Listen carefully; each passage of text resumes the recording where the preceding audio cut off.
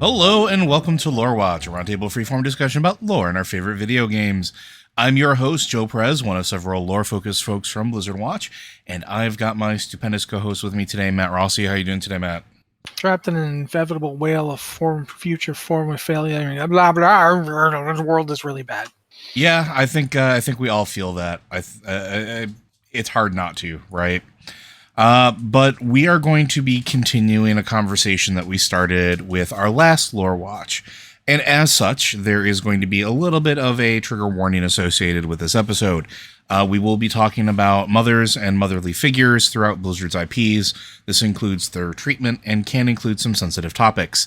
We understand that if this is something that you don't want to listen to, we understand. We'll catch you on the next one.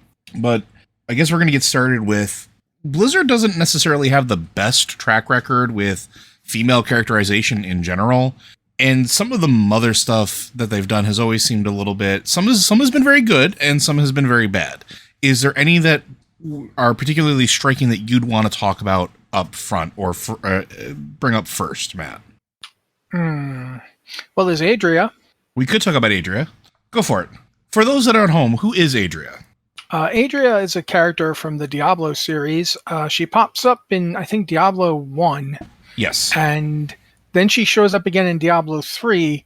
She's the quote-unquote mother of Leah. I say quote-unquote, although she is physically Leah's mother, absolutely. But she abandons Leah fairly early to go on a mission to find the Black Soul Stone. Diablo 3 has been out for 10 years. So at this point, I'm going to stop being coy. We discover, after we defeat Asmodon, that Adria was not, in fact, a person seeking to prevent the rise of the primevals and the destruction of Sanctuary, but rather she was working directly for Diablo. Her being Leah's mother was part of Diablo's plan to sire a child while he was in control of Aiden, the fighter from the first Diablo game, if you've played it. Diablo is in control of his body as the Lone Wanderer. Mm-hmm. If you played Diablo 2, you know what that is. And Adria and him conceiving a child, it was actually Diablo doing the conceiving, and thus Leah had within her a piece of Diablo. So that when Diablo and the other evils were apparently contained in the Black Soul Stone, Diablo is in fact partially within Leah, so Adria could use Leah to basically house Diablo's essence, and in the process, all the other evils as well, Prime and Lesser. This accomplished, Adria boogied away to continue to serve Diablo's will. Obviously, we kicked Diablo's butt out of heaven, and as a result, Adria now realized she'd made an enemy, and moreover, that Diablo was imprisoned again in the Black Soul Stone. So she was trying to find him, because if Adria was nothing if not loyal, but we went up to and found her and killed her, and in the process figured out where the Black Soul Stone was, because she'd been trying to find it and she'd been scrying the Plane of Pandemonium. So yeah, basically Adria is somebody who lies, betrays her own child, uses her own child to accomplish her means. After abandoning her child, don't forget that part too. Oh yeah, she abandoned her up front, but then when you reoccur, when you meet Adria in Diablo 3, she tells a story about how she left Leah not because she was abandoning her, but because she was, serving her purpose in the battle against the primevals. When in fact, no, she was working directly for them, and she did in fact abandon Leah. So yeah, Adria is quite possibly the worst mother you're going to come across. I think, like up there certainly. If we're looking for a really, really bad mom, Adria is pretty high on the list. Then there's Lilith. If we're going to talk about moms in Diablo, I think Lilith, you have to talk about Lilith. Yeah, Lilith is fundamentally, if you're a human being on Sanctuary, which almost everybody is. I mean, it's a game with only people, doesn't have orcs or whatever. Every human on Sanctuary is descended from Lilith and Inarius. Inarius is an angel. Yep. Well, I can't actually say they're all descended from Lilith and Inarius. No, they're the ones that started it. They're the ones that started that idea. They're the ones who descend from, either they descend from Lilith or Inarius, or one of the other angels and demons that joined their cause. And I don't know how much of this we should explain. I'm going to try to ballpark this one. Sanctuary exists because angels and demons are fighting at something called the Eternal Conflict, and they're fighting over something called the World Stone, or the Eye of Anu. The World Stone / Eye of Anu is the last remnant of the universe before it was essentially created by the destruction of Anu, who was this primordial being who existed as everything at once. If you're into like Gnosticism, you kind of see where I'm going. Mm-hmm. He decided, well, I say he, but it decided, they decided, whatever. They decided they didn't want to have any evil in them anymore, because at that point they were everything, every good, every evil, every black and white, every light, every dark. They were everything. And therefore, in order to perfect themselves, they took all of the stuff they considered negative and ripped it out and tossed it aside, and became the Diamond Warrior Anu, gleaming in perfection, cosmic harmony, cosmic unity, cosmic beauty, and left all the ugly, horrible aspects of themselves over there. But they didn't just stay over there, because it was literally half of existence. It's like you can't have light without having shadows, sort of thing.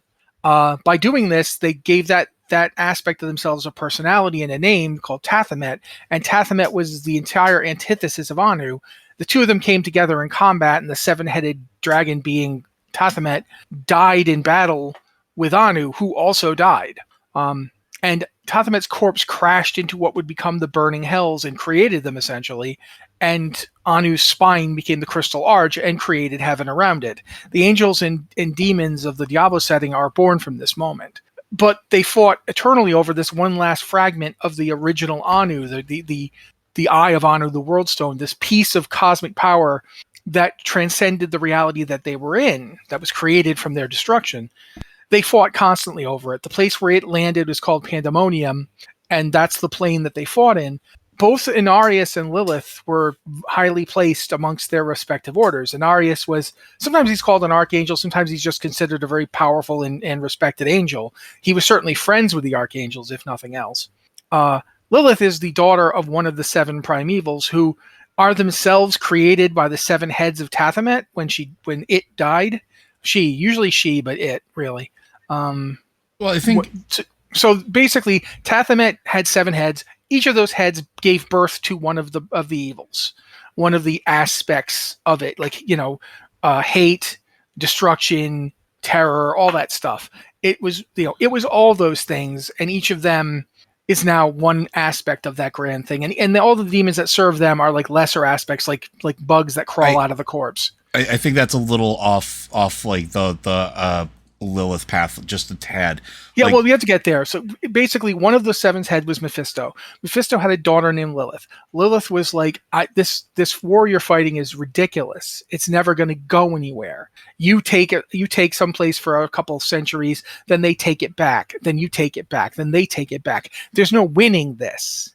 So she was like, he ignored her, and she was like, well, I'm done talking to this moron. I'm going to go find somebody who wants this to stop. Who wants to win or end it or something. And she found Inarius. Inarius actually got captured during the Eternal Conflict, and she was the one who basically freed him and listened to him. She listened to what he was saying. When she captured him, she listened to him ranting. He was ranting about how sick he was of this conflict. Go ahead, kill me. I don't care. My light will return to the Arch, and I won't. The being I am now won't be here, and I won't have to experience this anymore. And she was like, you sound like you want this to end. And so together, the two of them came up with a plan. They gathered together a bunch of adherents, and they stole the World Stone, the thing that everybody was fighting over. And they used it. They did the one thing nobody else dared to do. They used the World Stone. Previously, people had used it, but it only lasted a little while before whatever it made had been turned into nothingness again. But they took it out of Pandemonium and into the cosmos, and they used it to make a world. And that world would be what we're calling Sanctuary now. It's the world that the Diablo setting, basically. It's the world Diablo is in. And once they did this, they created this place, and they used the World Stone to mask it, so the angels and demons couldn't find it. And when they did that, the angels and demons still kept fighting their war, but now they didn't really know what they were fighting over. Like, why are we bothering to fight over Pandemonium Fortress when the thing that was in it that we all wanted isn't here anymore? So their war got kind of colder. They kept fighting, but they like there was no point to contributing huge armies to try and take the Pandemonium Fortress. Who cares who has it? There's no point to having it. So that was going on. While that was happening, Lilith convinced Inarius, it'd be a shame to have this world and not people it. And her idea was basically to have children. So she and the other demons and angels all came together and they started having kids. First among those kids was the being now called Rathma. At the time, he was called Linarian. His name is a portmanteau of Lilith and Inarius, Linarian. And there are others. These children, the children of this generation, were considered today the ancients in Diablo lore. They're the beings like Bolkathos and Fiakla Nagar and Asu, the beings who were the most powerful of the Nephilim. And amongst their number, and chief among them, was Linarian, who was the son of Inarius and Lilith. And I don't know how many more of the ancients might have been the children of Inarius and Lilith. We're never told. We know that at least one was, and we know that others might have been. This first generation, the first Nephilim, the ones we call the ancients, were terrifyingly powerful because they had the power. Number one, they had the power to make their own decisions about good and evil, which is something angels and demons don't really have. Like, if an angel does something, they do it because it's their nature to do it. And calling it good and evil is probably unfair. More like order and chaos, really. Angels are inherently orderly. They just can't help it. That's what they are. Demons are inherently chaotic. They cannot help it. That's what they are. But these Nephilim could be anything. And furthermore, they could draw upon the same power as the World Stone, the power of primordial Anu, creative power. Angels and demons are not good at creating things. Like, you'll notice that every angel comes out of the Crystal Arch. They're born from it. They're like a note of music struck upon the arch. Every demon regenerates out of the corpse of Tathamet in the Burning Hells. They're all birthed out of that force. So Lilith had come up with a way to come up with people that could do anything any angel or any demon could do. The ancients were terrifyingly powerful, and the angels and demons that joined Inarius and Lilith were afraid of them. And they were also afraid that they'd catch the attention of heaven and hell because they could do these vast things. Maybe in time they'd be able to get around the World Stone's prohibition. Maybe they could, they would draw the attention of heaven and hell. Lilith got wind of this and she killed them. Every angel and demon who spoke against her, the Nephilim, she killed them because she saw the Nephilim as her children and she had a plan for them. This was how she was going to win the eternal conflict.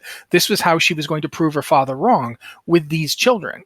Inarius, she didn't kill Inarius because she hoped she could talk him around. She actually, it's interesting. We call her like a deceiver, and she was a demon, obviously, but she seemed to objectively be fond of Inarius because she didn't try to kill him. No. She just tried to convince him, hey, no, this is great. Our kids are going to people this world and they're going to be immensely powerful. And then we can just go and we can just take everybody out. We can win the eternal conflict. He used the World Stone to banish her from existence. Mm-hmm. And then he basically used the World Stone to turn the Nephilim into humans, to basically cut away the cosmic power that was their birthright and make them become mortal as time passed. It didn't work on the ancients, like Linarian and Bolkathos and Isu and all them, but it did work on the children and grandchildren and so on of the Nephilim. As the Nephilim had children, those children were born not as Nephilim. And this had long-lasting consequences because the Nephilim by that point, the Nephilim had built a world-spanning civilization, and they themselves had had children of their own, and those children had had children, and those children had had children. And so generations were born before this conflict happened, and when it did, it altered the world. Cities like Corvus, which were completely populated with Nephilim, became less and less, they fell into chaos because the Nephilim weren't being born anymore. Anyway, we've talked a lot already, and we do probably have a lot more we want to talk about, but Lilith is she's definitely dangerous. She came up again in the Sin War. She nearly caused the destruction of Sanctuary, but she's not evil in the way that the prime evils are evil. She's a demon. Mm-hmm. and she absolutely is sinister and malevolent in her way. But her goal isn't to destroy Sanctuary or kill all humanity or turn all of humanity into demon slaves. Her goal is that all of humanity should get to be Nephilim. And when they are all Nephilim, then nothing can stop them. And at their head, as their mother, she will lead them forth and end the eternal conflict. Mm-hmm. From the perspective of Sanctuary, this is not necessarily a bad deal. I mean, sure, it might end up with Lilith in charge of the universe, but can you honestly say she'd be doing a worse job than the people we've seen so far? Especially when you Angiris consider, Council? I was going to say, especially when you consider, like, it's not just the demons that have wrought destruction upon the Sanctuary at this point too. Going through Diablo 3, you'll see that, like, the divine host has also wrought havoc upon. Look at going through Westmarch. Like, Malthael kills how many people? Like almost all of humanity, like 2/3 of humanity. He nearly wipes out the planet. Yeah, 2/3 of the population are gone at the end of Diablo 3. Like, it is a extinction event almost. It's like the Black Death in Europe. But I'm not kidding here. It's like the Black Death in Europe, except worldwide. And Lilith, like you've pointed out, is an interesting character in that regard, because it's easy to make an assumption of how she feels about the Nephilim, but we honestly truly don't know. And we're going to start to see more of that moving into Diablo 4. And I think that's it's a very interesting call, and I was kind of hoping you would bring up and talk about Lilith a bit. Because I think she is one of the more important motherly figures, especially because for a while she did get fridged, and now she's back. So yeah, and the thing is that her role in the Sin War books, if you've read them, I mean, I know there's a lot of different opinions about Richard Knaak. I think when Richard Knaak is on, he's an amazing writer. The Sin War was actually one of the few Richard Knaak like series of books that I actually enjoy. So I can highly recommend them. But yeah. Yeah, the Sin War books, you get to see Lilith. She is absolutely manipulative. She's trying to use them. Odyssean, Uldromed, she's absolutely trying to use him. But her points are valid. Like, there's that whole, like, that meme, like, hey, are we the baddies? Lilith is actually kind of the opposite, where you can actually stop and go, wait a minute, is she the goodie?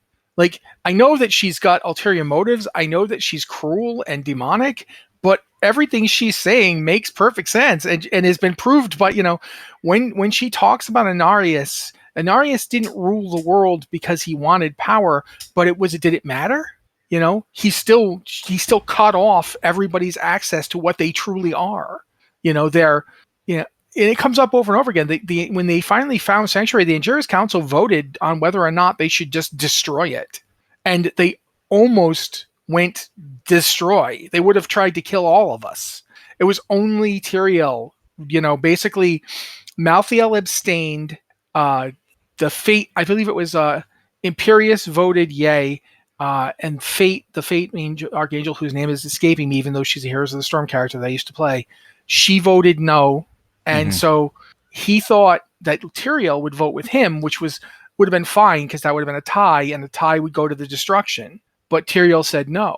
That's something they just did. Like, they could. Like, it's their choice to wipe us out or not. And if you look at what Malthael does in Diablo 3, in Reaper of Souls, who up until this point, people believed in angels as divine figures. Not gods, but powerful, beneficial beings. Because that's the way the mythos was, right? Like, that's what the Zakarum taught them. But now, an angel came down to Sanctuary and killed so many people. And they know that it was the angelic host. They were not shy about it.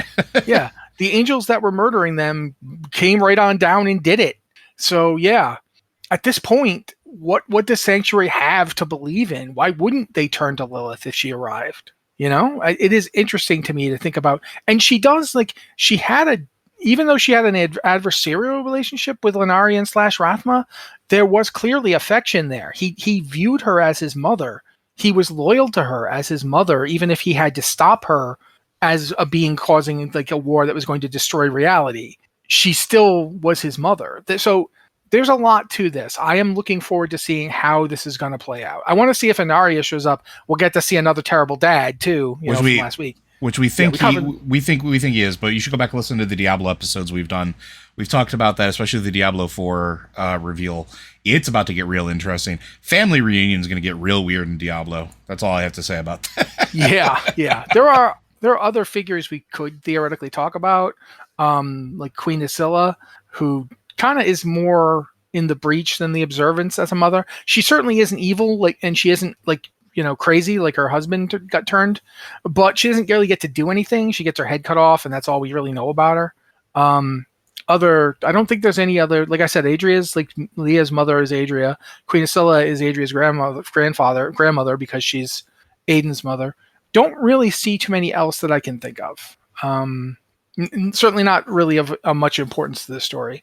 So we should probably move on. We could talk about. I think at this point we should talk about WoW and Warcraft and such. And I'm actually going to talk about probably one of my favorite characters that WoW has, who happens to be a mother and a queen. And I'm talking about Moira Tharisian, or Moira Bronzebeard.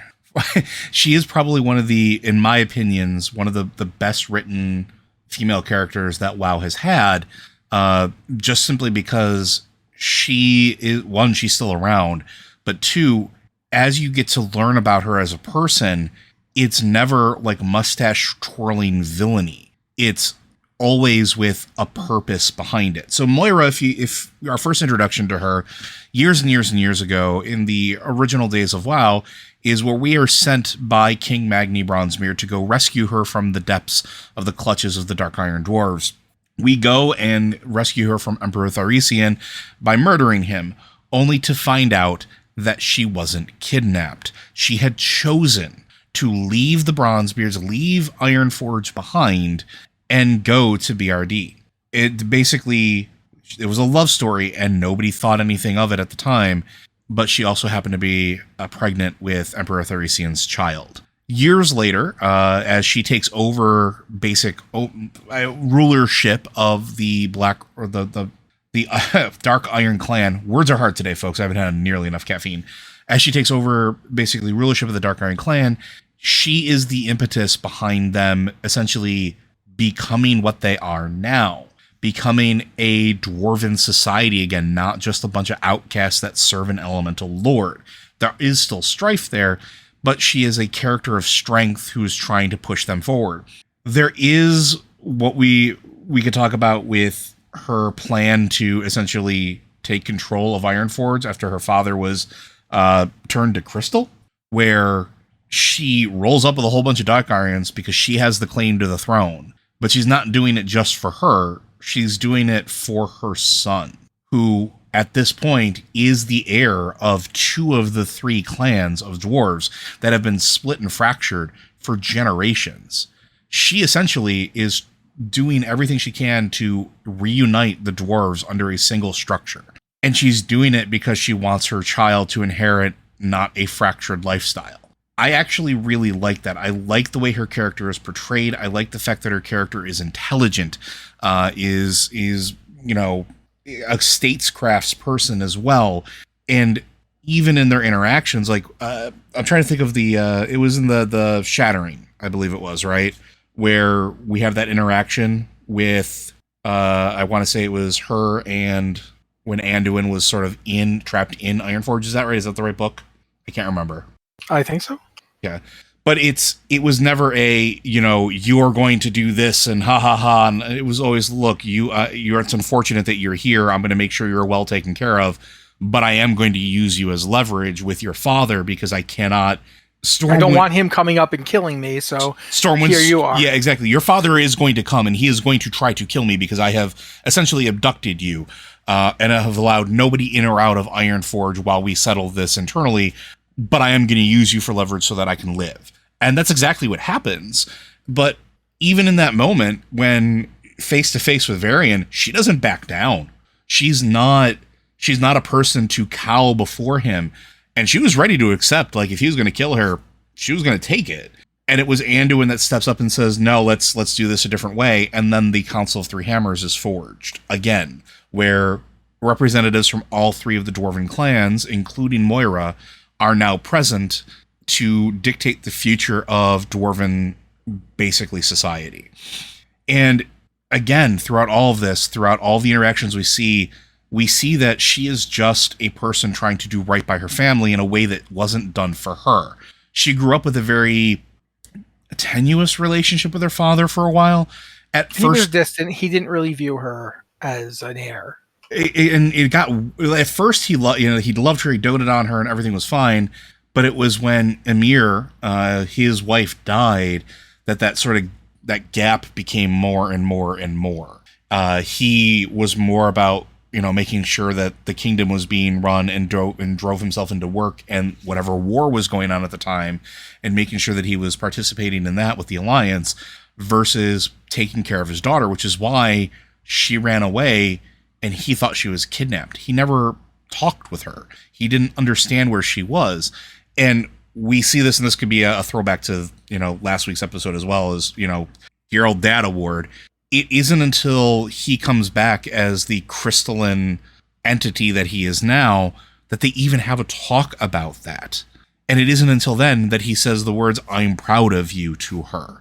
We have the entire comic of it, and you can see that it doesn't shatter her, but that's the thing she wanted to hear her entire life, is her opinion was valid and that she was doing the right thing. He doesn't tell her, he doesn't scold her for the things she's done. He doesn't yell at her for taking the Dark Irons and marching on Ironforge. He knows she did it because he also knows that she did it for his grandson, for her son. And you can tell in all those interactions that she does love her child. And I think that's really important as well, because the way that it's written, she's there, she's present with him, she's teaching him about both facets of his lineage, not just the Dark Iron, not just the Bronzebeard, but of being a king, of being a representative of all the people.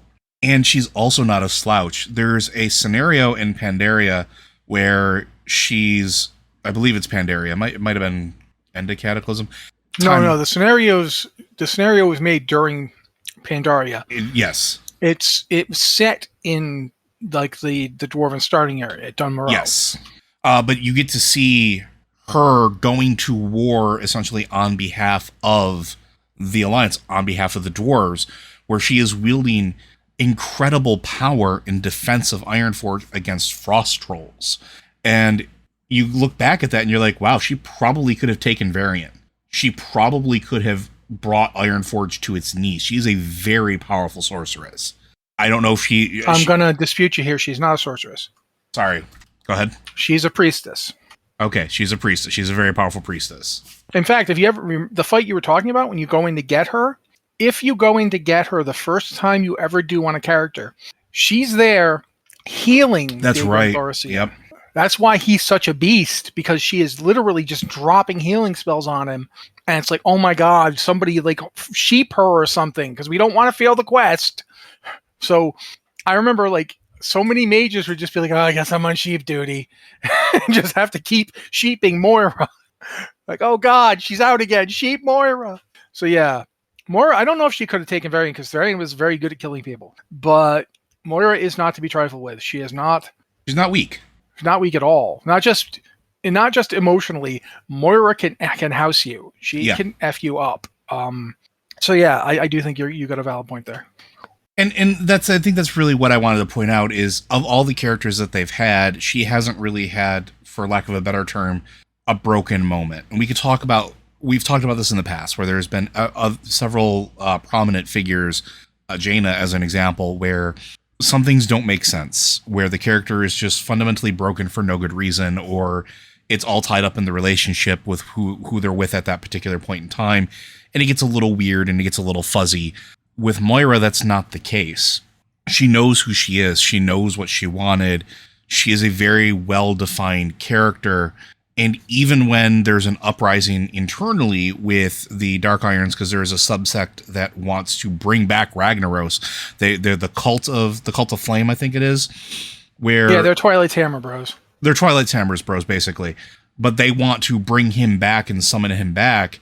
She could very easily have just said, okay, fine, well, I guess we're just going to go to Ironforge now, and whatever Dark Iron doesn't want to deal with this, we're going to be over here now. We're just going to, leave you to your own fate.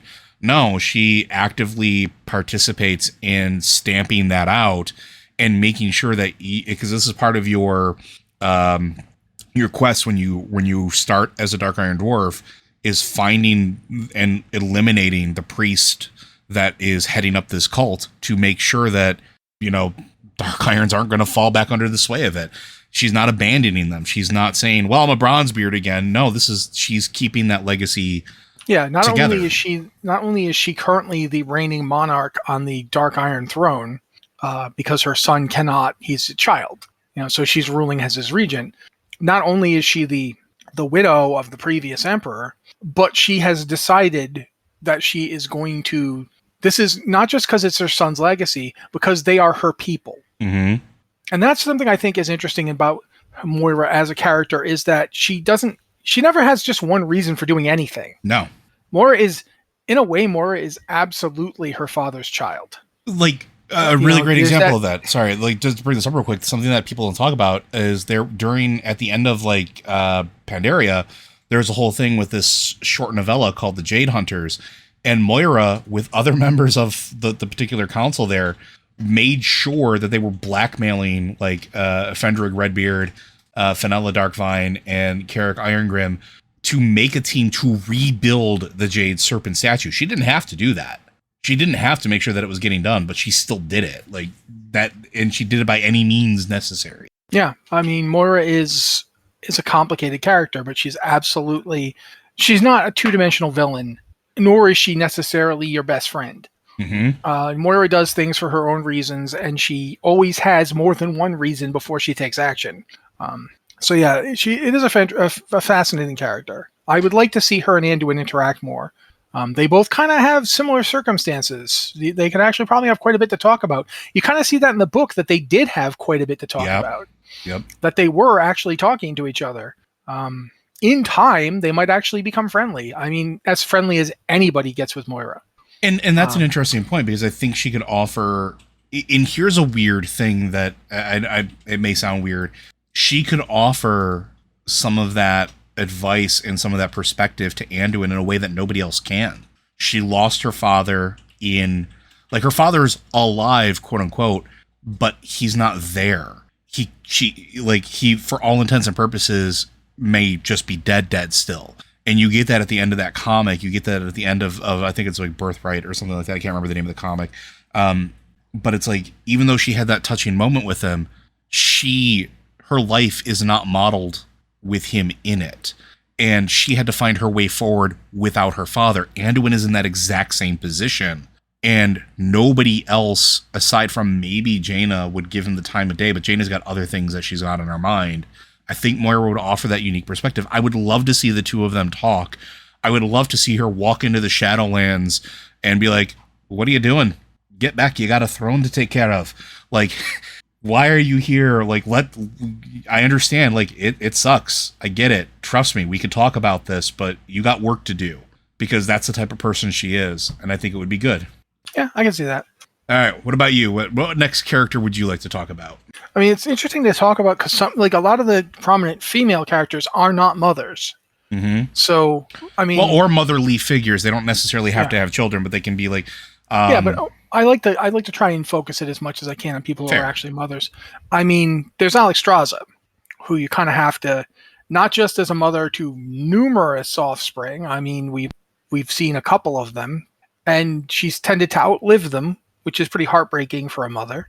I guess I will continue to go with Alexstrasza here, because, like I said, mother of her entire Dragonflight, in a way, is the mom of the group of the aspects. Because you've had, if when you're like in your formative years, a lot of people have friend groups, and these friend groups can be like almost as tight as family. Mm-hmm. Like, you can have people that in years to come, they will be called uncle to your children, even though they are not related to you. That kind of thing. I have like one person like that, because I'm not a very friendly person. But regardless, in that situation, if you look at the aspects as that kind of group, you've got Ysera, who is actually Alexstrasza's younger sister. But the other three original aspects, Neltharion, Malagos, and Nosdormu, were not related to them. They were, in fact, not at all related to them. Other than they were all proto-drakes, they were not her brothers. Yet, she kind of became the mom of that group of people. Not literally their mother, but the person who does the mom role, the person who nurtures them, the person who keeps them on track, the person who herds the cats. And when she became the aspect of life, she literally becomes that to Azeroth. That's her job to Azeroth as a whole, is to try and be its mom. It's crazy, it's a crazy place that needs a mom, and she's trying to fill that role, while at the same time she is literally a mother to not just her dragonflight, but the blue dragonflight as it currently stands. Many of those eggs wouldn't exist if her flight hadn't found them and preserved them. Like, her flight kept them going. And in a way, you can even say that for the black dragons, because Wrathion wouldn't exist if not for a red dragon and one of Alexstrasza's children who went out of her way to make him exist. Mm-hmm. Now, at the same time, he rebelled against that and ran off. He absolutely didn't want the Reds in charge of his life. But you see in Alexstrasza somebody who is almost relentlessly forgiving and relentlessly maternal, to the point where she can go up. During War Crimes, there's a part where they put Garrosh Hellscream on trial for what he did during Mists of Pandaria, where everything he did. And one of the things he did was he gave the Dragonmaw he basically brought the Dragonmaw in his allies. So in order to prove what kind of person Garrosh is, at one point they're asking Alexstrasza about what the Dragonmaw did to her. And what they did to her is horrific. I'm not gonna I'm not gonna repeat it. Just it's horrific. We've talked about it before. But it's another good example of poor treatment of motherly figures or female characters in general. Yeah. But even then, when after she's asked to testify about it, and they say, so what would you do with them? And she goes, I would forgive them. And everyone's stunned, but she's like, no, I am the aspect of life. This is not a joke. I am not kidding about this. This is what I am and who I have chosen to be. I could let what they did to me destroy me. I could let it fester in me, but I'm not going to. There's a quiet strength to that, to Alexstrasza, because she's been through, one of the reasons I wanted to bring up too is that we know she's going to be a prime figure in the upcoming expansion. And I'm hoping they're going to deal with the fact that Alexstrasza has known loss on a scale most of us would never understand. Her last clutch of eggs just before the Cataclysm with the Hour of Twilight, where the dragons had to give up everything, her last clutch of eggs was destroyed by her consort because Deathwing's minions had corrupted them and they were going to be born as Ultraxian-like things. So he blew up the chamber, and thus she had to lose her consort, and seemingly he destroyed all their children. Because keep in mind, she'd lost her other consort before this point. She only had the one consort left. Now he was dead, and all their children were dead. And she had to deal with that. And she did. She came out of that. She didn't let that destroy her. That's the figure Alexstrasza is. I want to see them finally let her have... I don't know if I want to say happiness because it's Azeroth, but it would be nice if she got to rebuild something after losing so much since she's been introduced as a character.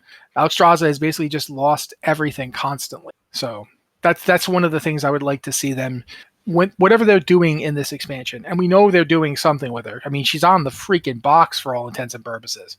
Every piece of art we've seen has been Alexstrasza. So I am definitely hoping that this gets to be a new chapter for her as a character. I think both Kalestraz and Valestraz were her children, correct? Yes. And they're both dead. So both of her sons are dead. There may be others. I don't know how many kids she actually has.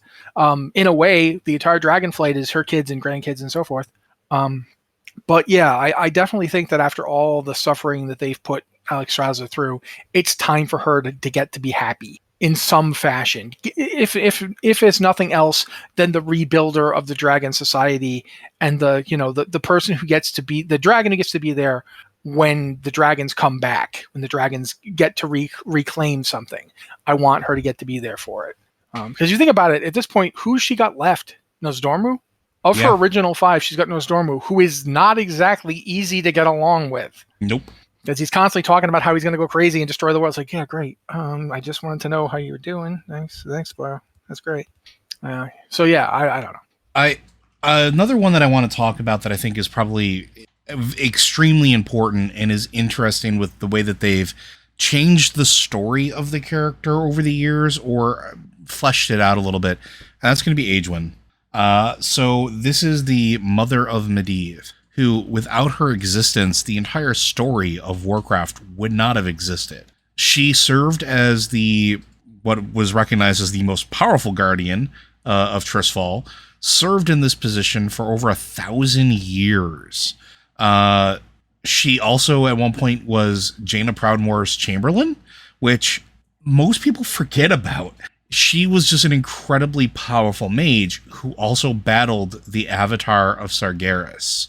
When Sargeras came to Northrend and tried to basically go conquest style on Azeroth. She was infected with the essence of Sargeras, where it festered in when she was with child, kind of took over that.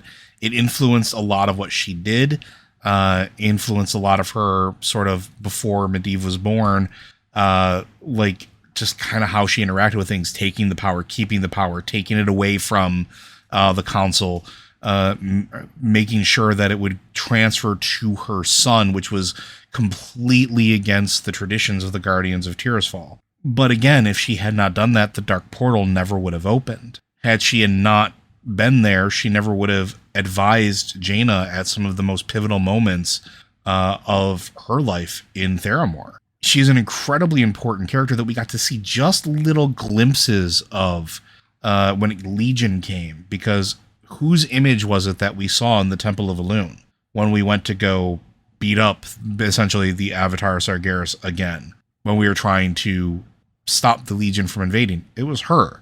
She was the one that left behind instructions on how to do everything we needed to do with the pillars of creation. And without her, we never would have gotten there. We never would have been able to defeat the Legion. But also, she is one of the most written off characters, I want to say, because essentially for years, she was only the mother of Medivh. She wasn't anything more than that. Her entire purpose was she gave birth to Medivh. Well, and to be fair, that's actually even the narrative. Yeah. I mean, because you look at it, she's the one, she has Medivh because she decides, I don't want to give my power up to a successor unless I can make and pick that successor. Mm-hmm.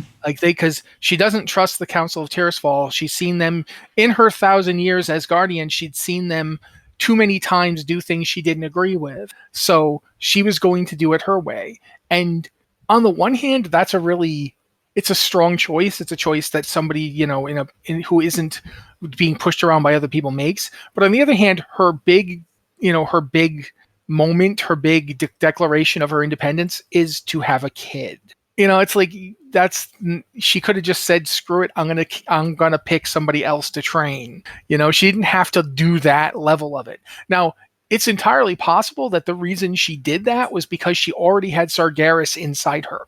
And I think that would be an interesting thing to deal with, is the idea that this corrupting demonic influence, but in the end of the day, it's still a woman being used to create a vessel by a male character. Do you know what I'm saying? It's still a woman whose agency is being taken away from her for yeah, exactly. And in terms of her being written off, it is interesting because in order for her to even exist, they had to write her on in the first place. Mm-hmm. There was a period of time we had no idea why. Medivh was just a powerful mage. And then as the story developed, they had to come up with where he was from and who he was. There's a reason we didn't talk about Nihilus Iran last week, because Medivh's parents did not get treated well in terms of their narrative existence. At least Aegwin got to be important. When he just got and that's the other thing that I didn't like either was they basically wrote that whole relationship. There was no relationship. Nope, she just picked him because he was reasonably good at magic. Yep. And that's the thing, is and then that's just an excuse for her to be out of Medivh's life. She didn't stick around. She didn't have anything to do with Medivh. And it's you can't simultaneously use her as, her motherness is the only thing you care about, but then you don't even have her get to be the mother. Mm-hmm. It is Aegwin's story. I would like to see, first off, I this idea that Aegwin's dead bugs me. I would love it if she just took that as an opportunity to get out of Dodge. Yep. It's not like she hadn't done it before. I mean, and it's not like Medivh is really dead. We have that whole thing going on there as well. That seems to be that the death doesn't stick to that family very well. No, and it would be interesting if finally we know that Medivh and Aegwin spent time together. Yes. After his death, I would love to see what they talked about, what their relationship was, and also Well, go. Are you still talking? Like you have more to say Go about for it, Awen or what? please. No. I mean, because I want to know about if we can go to another character because We there's something I can. do want We to talk absolutely about. can. All right. I want to talk for a moment about mothers of daughters because so often it's the mother of some male character, Mm-hmm. but there's only a couple. Like in Battle for Azeroth, one of the characters who was introduced that I really liked was Katherine Proudmoore. I knew you were Not going to bring because that up. she, Yeah. yeah, not because she was like super nice and kind or whatever. Katherine Proudmoore was iron. She She did was. love her children, but she was iron. When she thought, like when Jaina came back to Kultiris, she sentenced her to banishment. You know, she just straight up did, and they reconciled over time. But her actions weren't petty cruelness for the sake of cruelness. As far as she knew, Jaina had killed her husband, Mm-hmm. her own father, and so you get to see Katherine Proudmoore from a bunch of different angles. You get to see her as the ruler of Kultiris, as essentially Lord Admiral. I believe she even has the title Lord Admiral, because the Proudmoore family is still very powerful, and she, as the head of the Proudmoore family, is essentially in charge. You get to see that. You get to see her as a mother, and at this point, she's very worried because her last remaining child, like Jaina, obviously she had Jaina banished, but Tancred's missing, and she has no idea where he is. No one knows where Tancred and the fleet are. So at this point, she's got nobody. All she has is like a friend, and that friend turns out to be betraying her the whole freaking time. And we know her name. Why can't I remember her name? You know the one I'm talking about, right? Priscilla Ashvane. Yeah, Priscilla. Priscilla Ashmean has been betraying her the whole time to try and seize power, poisoning her mind against her daughter, getting everything set up for an eventual coup. And then Katherine has to go into Thros itself to find Jaina and bring her out. And I like it because it is about their relationship, these two characters, Jaina and Katherine, and it continues past the point of that Thros encounter. One of the best moments, I think, between the two characters is at the end of the Siege of Borealis dungeon when when Ashmane's bringing in a whole pirate fleet, Mm-hmm. and they've gotten through the defenses and they're going to just straight up attack Borealis. And Katherine is the one who tells Jaina, you're the one who can do this. You're the one who can lead our people. Interestingly enough, too, Katherine was in the search party that went to Thros to find Jaina. Yeah, didn't I just say that? She's the one who goes to Thros to get her? Yeah. Yeah. Absolutely. Katherine goes to find her daughter. They reconcile because Katherine takes positive action to understand why Jaina did what she did. Mm-hmm. And that Jaina didn't want anything to happen to her father. She didn't hate him or want to kill him. She just wanted him to stop and listen. And that moment where Jaina is wailing, why wouldn't he listen? It's Katherine who's there as the remaining parent, the one that, she wasn't listening when Jaina got home, but she's listening now. And I like the fact that Katherine as a character, she doesn't break and I was wrong about everything. She's just, I didn't really understand. I didn't take the time to understand, but I'm going to take the time now. I like their relationship. I like that moment at, when Tancred comes back. I even like how she deals with Derek. Like she kind of accepts that Derek is her son. He's undead and that's bad, but he is her son and she recognizes that. I do like Katherine's portrayal. I like the fact that she is iron. There's nothing soft about Katherine Proudmoore, but at the same time, in a weird way, I really liked when they had her and Gen talking. Yeah, that was a really interesting dynamic. Well, yeah, because in a way, Gen is like, yeah, all this stuff you're feeling, I get it, I do, but my son was murdered in front of me. You don't want to lose her like that. You don't want this to be the way it goes. And I like that. I like that they're not. There's no romantic thing there. For one thing, he's got a wife. For another thing, she's not looking. But I do like that they both kind of recognize we're like two of the last from this generation. Mm-hmm. Like everybody else, Tyrannus, your husband, the Trollbane, Thoris Trollbane, they're all gone. It's just us. Even Varian's gone now. The kid, the son of the guy who was our generation, Lane, even he's gone. His grandson is ruling. It's probably pretty sobering for them. And it's an interesting dynamic. I like Katherine as a character. I think her being a mother is part of her character, but it doesn't dominate her entire personality, which I like. She isn't just there to be mommy. Yeah, I mean, there are. I don't want to be one of those folks to say that it isn't getting better. It is slowly getting better. We could talk about the way that Elune has been written, the way that Tyrande has been written, because they are both motherly figures. I don't think we have nearly enough time for that. We could talk about even just like the way that most Laria, we could talk about Verisa. They are mothers as well, but they are mothers that you rarely see interact with their children. Like at all, really.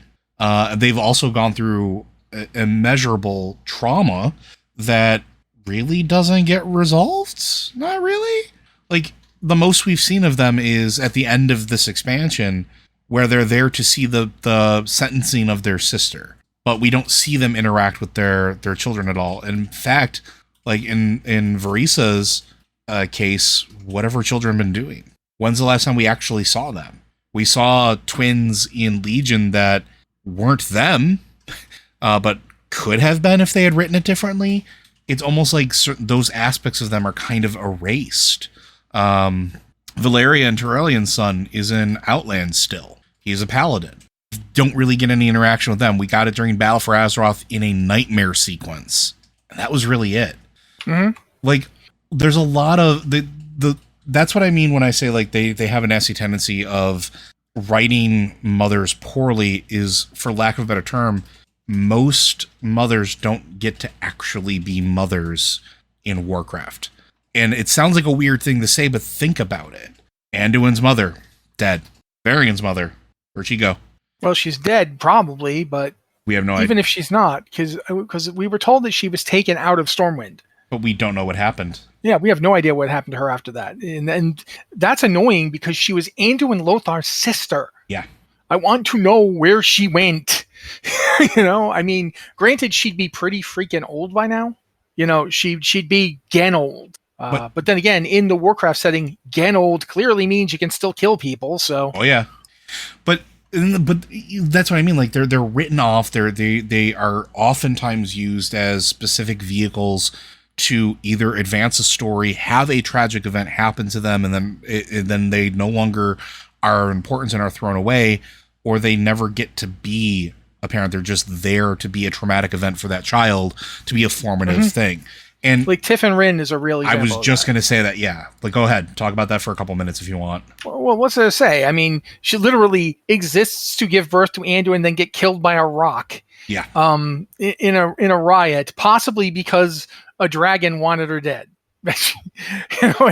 It's one of those things where every time I look at that, I'm like, I get you. I get why this happened. I get what you were doing, but no, it ain't cool, Chief. Imagine if they actually had the courage to have Varian be the one to get killed in that riot, and Tiffin had to lead Stormwind, a city that she was just a member of the nobility. She wasn't the hereditary ruler. In a lot of ways, I look at the story they've done with Moira and think you could have done that story with Tiffin. Then again, this is not like I wouldn't have wanted Varian dead. But then again, Varian was kidnapped for 20 freaking years. You could have just, not 20, but you could have had him get kidnapped and had Tiffin there in Stormwind trying to hold things together and not being suited for half of it. Because it's not House of Nobles training would have been about politicking inside the city, not, oh, and by the way, all this awful stuff is happening outside the city. So she's got Bolvar to try and handle that stuff, sort of thing. There was room for her character, and they just decided she was dead. And I've heard a really shallow argument that and I'm not saying this to highlight it, but I'm saying it because I think it's something that people have repeated for years, erroneously, is that women in Warcraft can't wage war. There wouldn't be paladins without a woman. You're going to talk about Mara? You go ahead. Talk about Mara. I know you want to. Okay. Mara Fordragon, we don't know for a fact that she's Bolvar's mother. We know idea. there is some relationship. She's likely Bolvar's mother or otherwise related to him. But in a real way, Mara Fordragon was the reason that Anduin Lothar managed to get those people out of Stormwind, because she defended the docks when the ships were people were piling onto the ships. She stood on the dock and she held orcs off because she was a paladin. She did it with a sword and a shield here. Now keep in mind that, as we understand it, paladins didn't actually exist yet when she did it. So she was like probably a priest who happened to pick up a sword and a shield and just stood there and fought. But she's important enough to the paladins that there's a big statue of her. If you've done a paladin through the Legion storyline stuff, there's a big statue of her in the Paladin Order Hall. And her name right on it. There she is, sword and shield. And that's who she was through the whole trip north. And it was not just we got in boats and sailed. The Horde were on the water. Mm-hmm. And not just the Horde. There were pirates. There are monsters. It's Azeroth. There's stuff everywhere trying to kill you all the time. We know Krakens exist. Yeah. And she was there basically serving, like, while Anduin was, you could call Anduin like the head of the operation. He's the person, Anduin Lothar is the person getting them there. But she's the person making sure they get there. So when healing wounds, talking to people, and kicking ass. I'm just going to say it. That's our one. She's kicking ass the whole way up there. We don't know what happened to her after that. We don't see much of her in the war that follows. And we don't know where she is now or if she's even alive. The fact that she's got a big statue in the Paladin Order Hall tends to imply that she does not, in fact, currently alive. But wherever she is or wherever she ended up, without her, there'd be no alliance today, because there would have been nobody coming up from Stormwind in the first place, because they would have all died. And furthermore, you see the Four Dragon line, you know who they are. That line is dependent on her survival. So, yeah, I always wanted to know more about Mara Four Dragon, because she's a character who exists. If she even is a mother, she exists as more than a mother. And that's what we want more of, right? We want, absolutely. And this goes for fathers, too. I mean, we didn't even talk about Draka. We could talk about Draka. We're going to have to do a show for Draka, because we're almost out of time here. But for those of you, I mean, again, Thrall was in this moment of being raised in the, shadow of his father and mother being killed, or dying and not being there, him being an orphan. But we do hear a lot more about his father. And Always. I think it's only when Rise of the Horde came out that we really got a good picture of his mother. And a little bit during Warlords of Draenor. Yeah. But even that was more focused on his father. Yeah, but we did get to see her. That's one of the things Shadowlands did, was give us just Draka. We don't see Durotan at all. We have no idea what happened to him. Mm-hmm. So, but I think that's going to do it for today, unless there's anything else you want to bring up. I mean, there's a lot more I want to bring up, but we don't really have time. I mean, like, there's Ysera, who is a mother. There's Tyrande, who, adoptive mothers are still mothers. Yeah, absolutely. And she raised a kid, and that kid is alive today, and that kid calls her mom. That makes you a mother. Whether or not you gave birth is immaterial. If you are someone's mom, you are someone's mom, and she is someone's mom. And we're starting to see them explore those relationships more, especially towards like the end of Shadowlands with the cleanup of the Night Warrior storyline. You get a little bit more of that, and that's, I think, there's Kalia, who is a mother who lost her family. Yep. And that's rare. Usually the mom dies. Not everybody, but the mom dies. That's a character that we could talk about. There are quite a few. But I think that it is important that where the story is going now is we're starting to see less of those characters getting written out and more of them having importance outside of the fact that they just bore children. Yeah, like Illyria and Varisa, and their children exist, but they're not the defining characteristic of those characters. Sylvanas and her 6 kids. I made that up. I'm sorry. I do want to see more of that, though. I want to see more of the relationship aspect of it, because I think there are interesting moments. It doesn't have to be all about it, obviously. It's a game where we're killing, kobolds or whatever the case. But having a little more depth to some of these characters, especially ones that have been around for a while, and giving them time to, like, sort of be present. Like, again, we talked about that conversation that could happen between Moira and Anduin. I'd love to see something like that. I'd love to see Jaina have another conversation with maybe the dragons coming up about what life is or what the state of the world is, and have them be sort of these prominent figures. I think that's important, and I think it's interesting storytelling. It's a lot better than just relying on the same classic tropes that we've seen time in, time out. But that's going to do it for today. Blizzard Watch is made possible due to the generous contributions at patreon.com/BlizzardWatch. Your continued support means this podcast site and community is able to thrive and grow. Blizzard Watch supporters enjoy exclusive benefits like early access to the podcast, a better chance at having your question answered on our podcast or the queue, and an ads-free site experience. If you have questions for this podcast or any of our other podcasts, be sure to send them in. You can send them into podcast@blizzardwatch.com, or you can hit us up on our Discord server. We have one set aside for our Patreon supporters. It's Patreon Q and Podcast Questions. We do have one for non-Patreon supporters as well, which is just Q and Podcast Questions. If you want us to do a themed episode, let us know. We have a couple suggestions that have come in, and we will be working on in the near future. And as one final reminder, all of us at Blizzard Watch continue to stand with the employees of Activision Blizzard as well as the game industry at large in demanding change for a better tomorrow and their efforts to continue unionization efforts. With that, folks, we'll see you next week.